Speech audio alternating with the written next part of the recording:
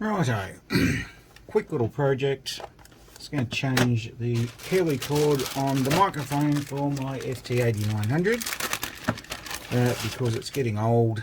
All the outer jacketing, as you will see on this one, is peeling off.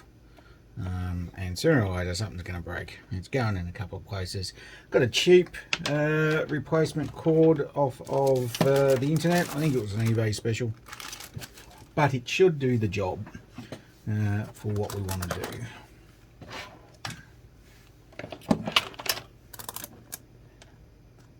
And because I don't keep a lot of tools actually in the shack up inside the house, I'm using the multi-select tool bit option here.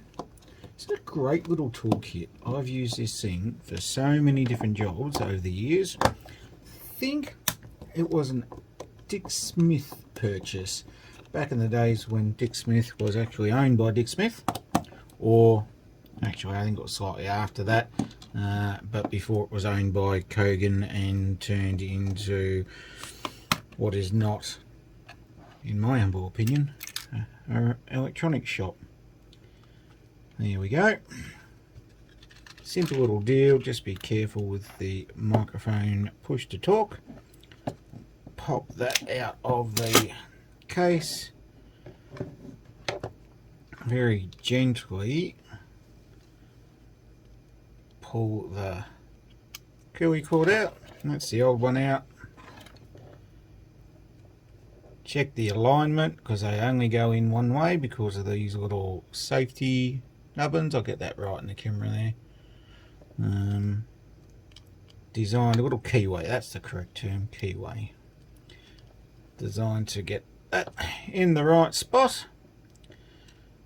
The biggest problem I think with this one is going to be getting the cable around so everything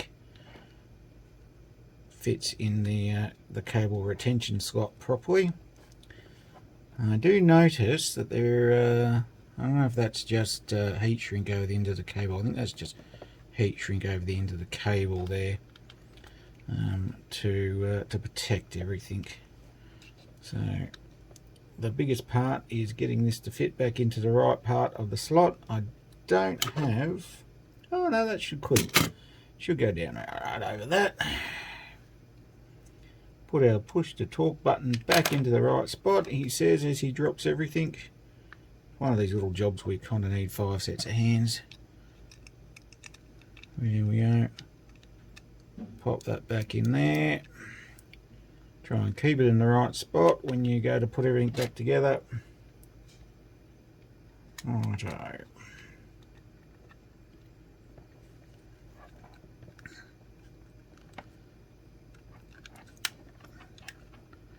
I was a little bit concerned about using these eBay specials, but it was a lot cheaper than buying from Yaesu, as is almost always the case. Just checking to make sure that PTT is springing back before I go and screw everything down. There was a nice positive sounding click as it all went back together, which is good.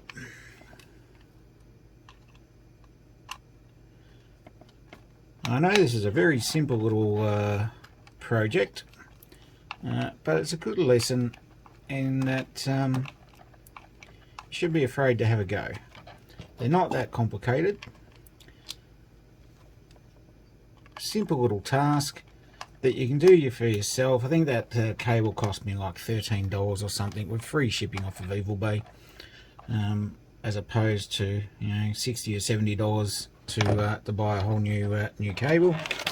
So I'll just chuck the old one out of the way, turn the power supply on over here on the main shack, listen to that whine a little bit. We'll bring you over here.